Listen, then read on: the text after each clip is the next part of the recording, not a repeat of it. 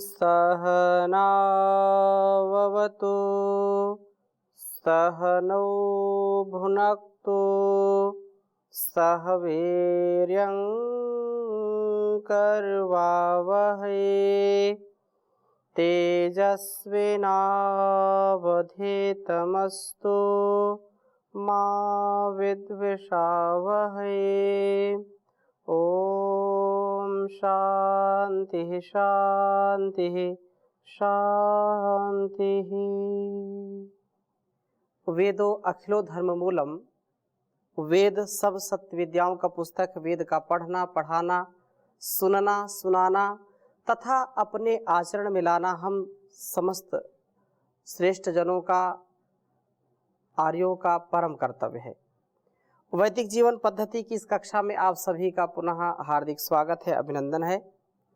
निरंतरता के साथ ऋग्वेद के मंत्रों का हम स्वाध्याय कर रहे हैं। ऋग्वेद के चतुर्थ मंडल के 36वें सूक्त का हम स्वाध्याय कर रहे हैं, जिसमें हमने तीसरे मंत्र तक स्वाध्याय कर लिया था और बहुत ही सुंदर चर्चा चल रही है। चतुर्थ मंत्र में भी कहा कि हमें चाहिए कि अपने जीवन को 4 भागों में बांट करके सुंदरता से जीवन को सफल बनाएं और स्वाध्याय का एक नैतिक कर्तव्य के रूप में पालन करें। स्वाध्याय जो अत्यंत कल्याणकारी हमारे लिए, स्वाध्याय के बिना व्यक्ति अपने कर्तव्यों का निर्वहन ठीक नहीं कर पाता है। इसलिए स्वाध्याय की महिमा हमारे शास्त्रों में बहुत गाई है। चाहे उपनिषद हो, वेद हो, दर्शन हो या अन्य लौकिक साहित्य हो, स्वाध्याय करने वाला व्यक्ति कभी पतित नहीं होता है। इसलिए स्वाध्याय, स्वाध्याय, संध्या, ध्यान और आत्मनिरीक्षण ये सब एक दूसरे के पर्याय हैं। हम ध्यानपूर्वक, ज्ञानपूर्वक, आत्मस्थ होकर के, स्वस्थ होकर के जीवन को व्यतीत करें, यह हमारे लिए परम हितकारी है, कल्याणकारी है। जो व्यक्ति कम से कम 1 पृष्ठ रोज पढ़ करके सोता है या 1 पृष्ठ भी नहीं पढ़ पाता, समय का अभाव है, पढ़ने में समस्या है, तो कम से कम आधा तो पढ़े, आधा तो समझे। ये अत्यंत पता नहीं किस श्लोक में, मंत्र में, कौन से अध्याय में, कौन से पंक्ति में कौन सा ऐसा तत्व ज्ञान हमको मिल जाए जिससे हम अपने विकट संकटों से पार जा सकते हैं और यह जीवन जो अत्यंत महनीय है इसको सुधार सकते हैं। तो ध्यान द्वारा वेदवाणी का स्वाध्याय करके हम अपने अंदर देखें, आत्मनिरीक्षण करें, आत्म विमुख होकर के नहीं अपितु आत्म कल्याण के लिए आत्मानुकूल होकर के अपने जीवन को जिएं और अपनी मर्यादा का ध्यान रखें।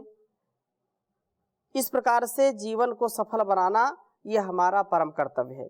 और इसी प्रकार से 5वें मंत्र में भी संयम की चर्चा की है कि शक्ति का संयम करते हुए प्रगति की वृत्ति वाले बनकर के ज्ञान दीप्त आचार्यों से ज्ञान प्राप्त करें।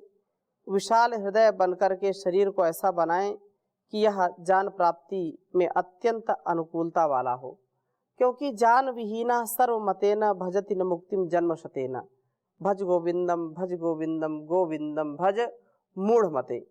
ये मूढ़ता होगी, पशुता होगी यदि हम वेद आदि शास्त्रों को नहीं पढ़ पाएंगे, उनके रहस्य को नहीं जान पाएंगे, समझ पाएंगे, तो अपने कर्तव्यों का निर्वहन कैसे कर सकते हैं हम। अर्थात स्वयं भी अपना कर्तव्य हम ठीक नहीं निभा पाएंगे। शरीर, मन, इंद्रिय, बुद्धि, आत्मा और ये सारा जो अस्तित्व है, इस अस्तित्व के प्रति हम न्याय नहीं कर पाएंगे, यथा सामर्थ्य, यथा योग्य व्यवहार नहीं कर पाएंगे, जिससे हमारा जीवन निरर्थक हो जाता है। इसलिए निरर्थक न हो, सार्थक हो, हर प्रकार से हम उन्नत बने जीवन में। कभी भी हमारे अंदर अहंकार का या हमारे अंदर दीनता का, हीनता का, वासनाओं का आक्रमण ना हो। हम मन मस्तिष्क से पूर्ण स्वस्थ, पूर्ण अपने आप को दिव्य भव्य बना करके राष्ट्र की सेवा में, समाज की सेवा में अपने आप को निछावर करें, अपने आप को लगाएं। और ऐसा करने से वास्तव में जीवन का निर्माण होता है। व्यक्ति स्वयं के जीवन का भी निर्माण कर पाता है और दूसरों के लिए भी वह श्लाघनीय बन जाता है, दूसरों के लिए अनुकरणीय बन जाता है। जो जैसी स्थिति में होता है वैसा ही उसका व्यक्तित्व, कृतित्व दूसरों को प्रभावित करता है। यदि व्यक्ति सात्विक है, सदाचारी है, सद्व्यवहार है, सद्जान है, तो वैसा ही वह वातावरण संसार को देता है अपनी ओर से, जिससे अनेक लोग सदाचारी बन जाते हैं उसके संपर्क में आकर के। और यदि वह दुराचारी है, व्यभिचारी है, वह हिंसा करने वाला है, तो उसके स्वभाव का प्रभाव दूसरों के ऊपर पड़ता है, वातावरण पर पड़ता है और वैसे ही नकारात्मक लोगों का संघ बन जाता है, नकारात्मक लोगों का एक समूह बन जाता है जो नकारात्मकता फैलाते हैं, जो ईश्वर, जीव, प्रकृति, कर्म, फल और जो है पूर्व जन्म, पुनर्जन्म आदि अनेक अनेक विषयों में भ्रांति में रहते हैं और दूसरों को भ्रांतिमय बनाते हैं, जिससे जीवन हमारा अंधकारमय हो जाता है।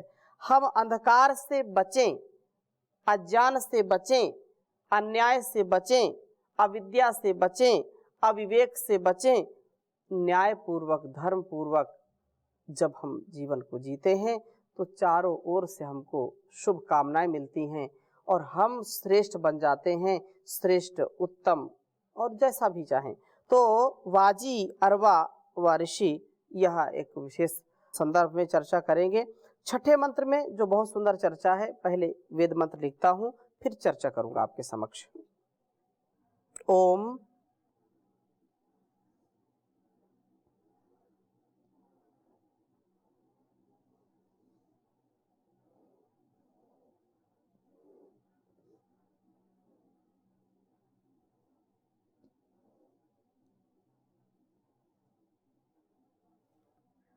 स वाजर्वा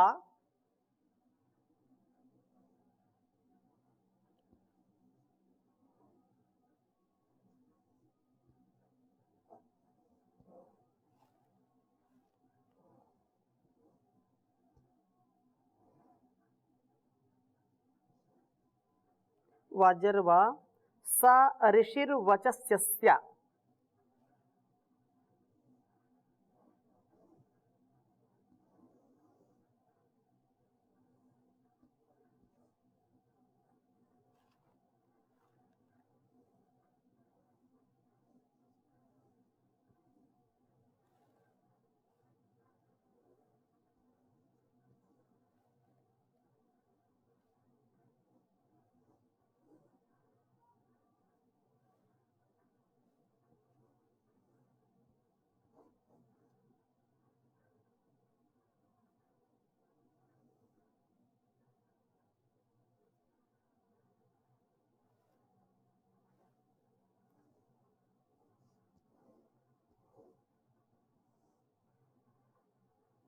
ऋषिर्वचस्य यया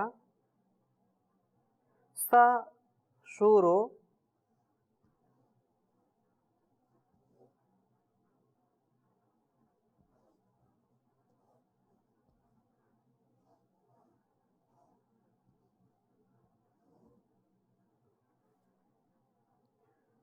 अस्तापृतनासु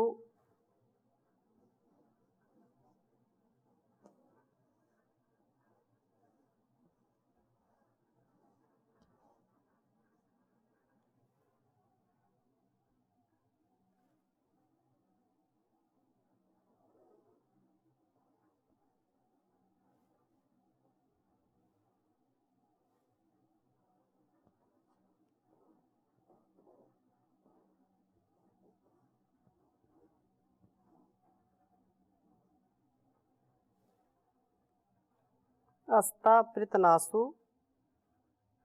दुष्टरः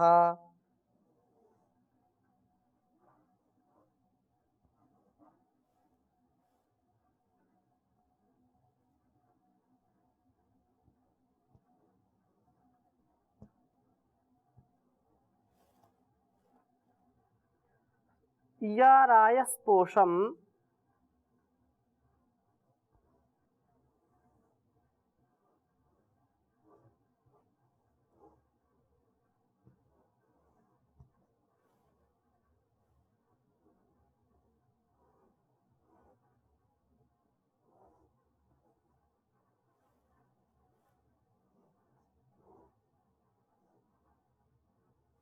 रायस्पोषम ससुवीर्यम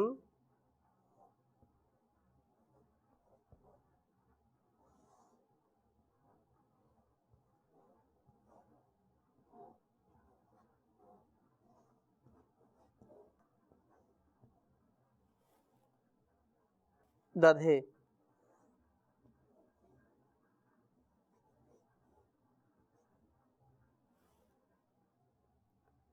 यम वाजो विभ्वाम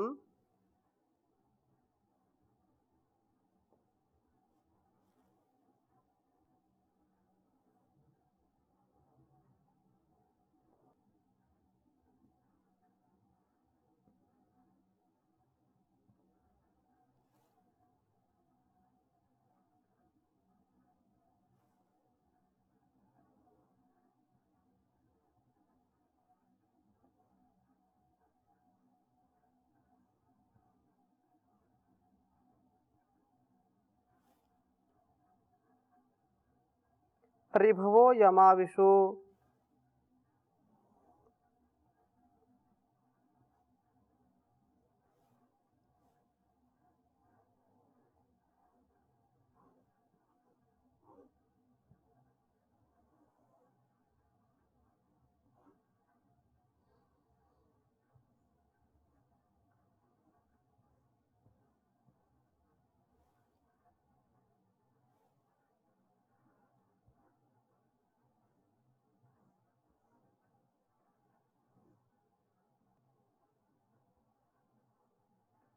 ऋग्वेद के चतुर्थ मंडल के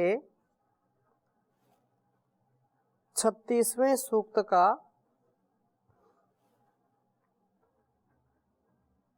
6ठा मंत्र है यह। ओम सवाजर्वा सा ऋषिर्वचस्यया सशूरो अस्तापृतनासु दुष्टरः या रायस्पोषम सा सुवीर्यम दधेयम वाजो विभ्वाम ऋभवो यमाविषुः। ओम सावाजर्वा सा ऋषिर्वचस्यया सशूरो अस्तापृतनासु दुष्टरः या रायस्पोषम सुवीर्यम दधेयम वाजो विभ्वाम ऋभवो यमाविषुः। सा वाजर्वा सा ऋषिर्वचस्यया सा शूरो अस्तापृतनासु दुष्टरः या रायस्पोषम सा सुवीर्यम दधे यम वाजो विभ्वाम ऋभवो यमाविषु। बहुत सुंदर यह मंत्र है और बहुत हमारे लिए शिक्षाप्रद है।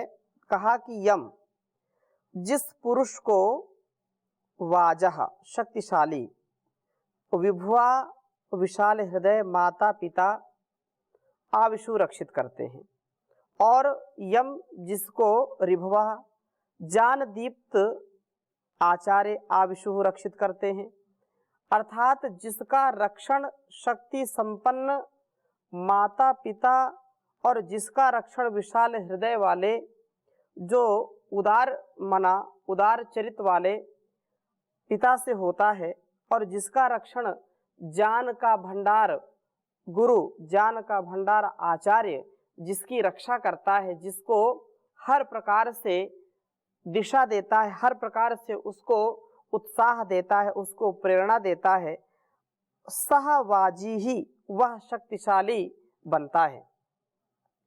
माता के निर्बल होने पर जो उसकी संतान है वह भी निर्बल हो जाती है। जितना माँ बलशाली होगी, बलवती होगी, बुद्धिमती होगी, तेजस्विनी होगी, वर्चस्विनी होगी, ब्रह्मचारिणी होगी, उतना ही उसकी संतानों पर गहरा प्रभाव पड़ता है।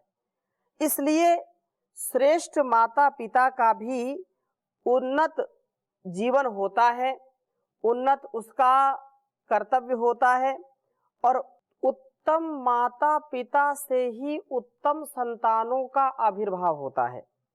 जितना संयमी, जितनी बुद्धिमत्ता, जितनी समझदारी, जितनी उदारता, जितना उच्च चरित्र माता पिता का होगा, गुरु का होगा, उतना ही उत्तमता से उसकी संतान भी, उसका शिष्य भी तेजस्विता से युक्त होगा। इसलिए बहुत सुंदर यह वेद मंत्र है, हमको सदा स्मरण रखना चाहिए कि सा वाजरिवा सा ऋषिर्वचस्यया सा शूरो अस्ताह पृतनासु दुष्टरहा। वास्तव में वह बहुत ही उत्तम होगा और यदि उससे विपरीत आचरण वाले दुष्चरित्र और जो दीनहीन स्थिति में जिनकी संकीर्ण विचारधारा है, शरीर से, मन से, आत्मा से जो सबल नहीं है, निर्बल है, दुर्बल हैं, उनकी संतानें भी कभी सबल नहीं होंगी, कभी सफल नहीं होंगी। अतः सह अरवा वह सब लोभ आदि वृत्तियों का संहार करने वाला होता है। पिता कृपण होगा तो संतान भी लोभ प्रवण होगी। सह ऋषि वह तत्व दृष्टा बनता है, आचार्य ज्ञान दीप्त होता है तो विद्यार्थी भी ज्ञानी बनता है। और वाज से रक्षित वह वाजी बनता है, वह शक्ति संपन्न बनता है।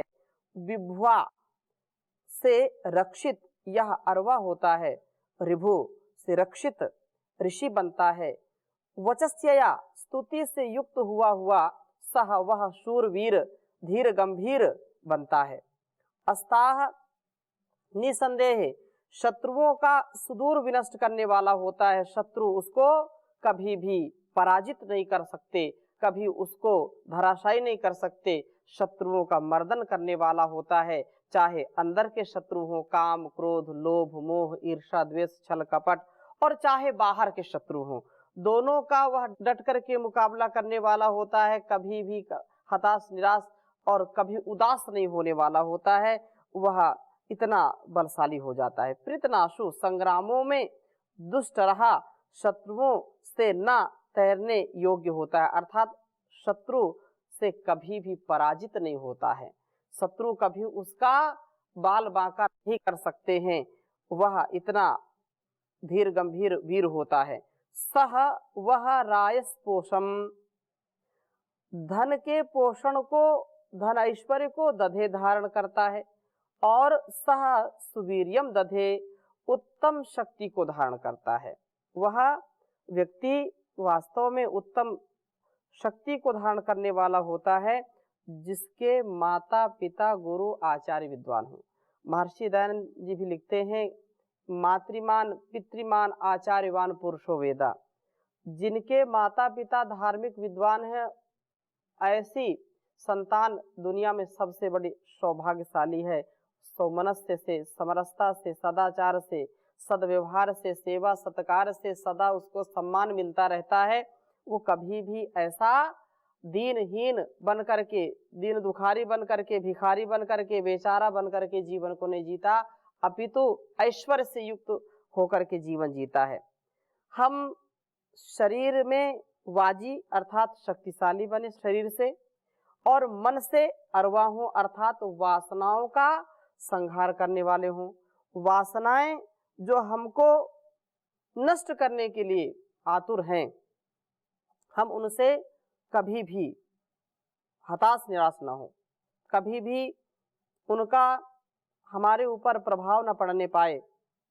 ऐसा सामर्थ्य, ऐसी शक्ति, ऐसा विश्वास, ऐसा संकल्प, ऐसा पुरुषार्थ जिनका होता है, वे वास्तव में बहुत ही भाग्यशाली होते हैं।